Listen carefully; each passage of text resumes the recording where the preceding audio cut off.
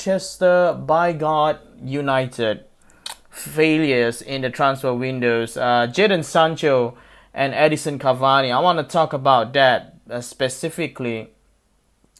Let's jump straight into it. The thing is, for me, is that yes, Manchester United diehard fans, especially, you know, everybody expect them to buy a centre back, especially after the hammering of Tottenham, right?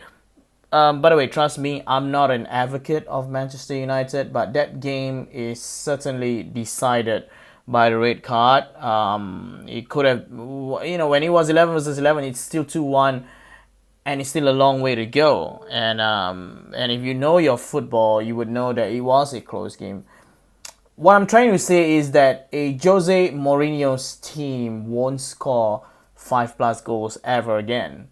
You know, but having said that, the thing is, when Louis van Gaal and Jose Mourinho's Manchester United team, they said Manchester United need a centre back, and they did splash it on one at the back of last season. Ever since the restart, and Man United was having that long stretch unbeaten streak, right?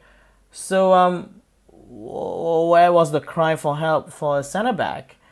I know it was a disaster, but for me, it's that it's time for Ole to restart from scratch and see what he does wrong. This is just a bad rough patch for me. You can't go and buy a centre back every time your club get a bad result. Against the smaller teams, they will have to perform, and they will have to perform well, and they will build confidence from there. I see no other way for Manchester United to get through this. People need to remember that as season goes on, players either improve or deteriorate. But the issue with Manchester United is the Jadon Sancho and Edison Cavani's drama, right? Let's call it a drama because it's all over the internet.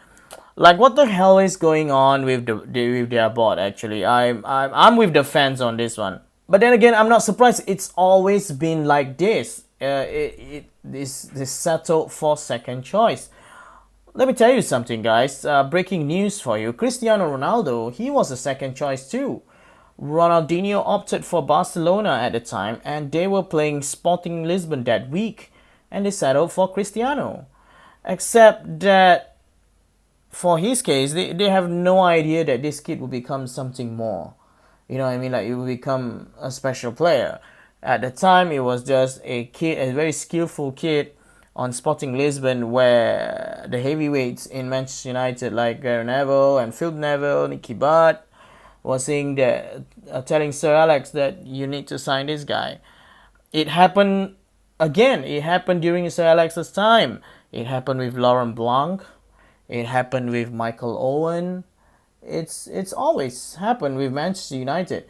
Ighalo last season, for some reason, they doesn't seem to always get their man. So from there, when you see all these patterns, you gotta ask questions sometimes. What is going on? How come a team like Chelsea managed to secure a deal for all their targets within 5 weeks? That's amazing.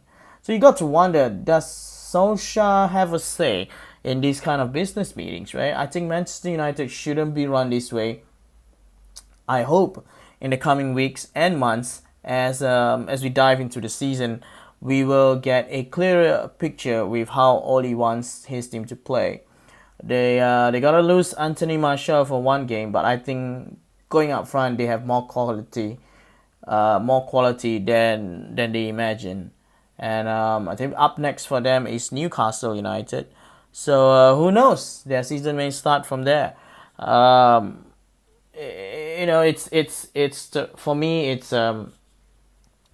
Manchester United's season to lose. They're in 16 now. Doesn't look good at all. But there's gonna be a huge pressure from Ole Gunnar Solskjaer.